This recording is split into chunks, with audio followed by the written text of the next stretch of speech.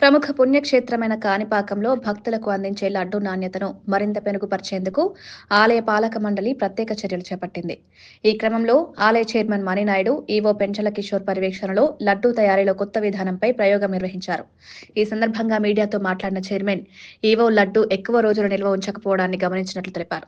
లడ్డూ నాణ్యతను తగ్గకుండా ఉంచేందుకు విజయవాడ, శ్రీకాళహస్తి ఆలయాల్లో అమల్లో ఉన్న విధానాలను అధ్యయనం చేసి వాటిని కాణిపాకంలో ప్రయోగాత్మకంగా అమలు చేశామన్నారు. పాత విధానంలో తయారు చేసిన బూందీ త్వరగా సాగిపోతున్నట్లు గుర్తించామన్నారు. నిన్నటి రోజు లడ్డుపోటు పరిశీలన చేయడం ఈవో గారు మేము వెళ్ళడం జరిగింది. గత 10 రోజులుగా లడ్డుపోటు మంచి లడ్డు అందించాలా, భక్తులకు ఇబ్బంది లేకుండా అనే ఉద్దేశంతో పరిశీలించడం జరిగింది. నాణ్యత కూడా పెంచి ఇవ్వాలనే ఉద్దేశంతో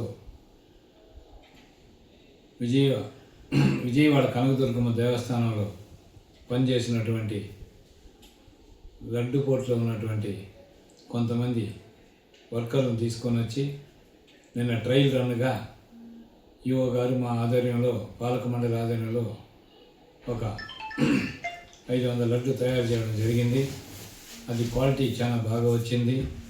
అదేవిధంగా తయారు చేయాలని చెప్పి కూడా ఈఓ గారు మేము నిర్ణయించడం జరిగింది. దానికి కావలసినటువంటి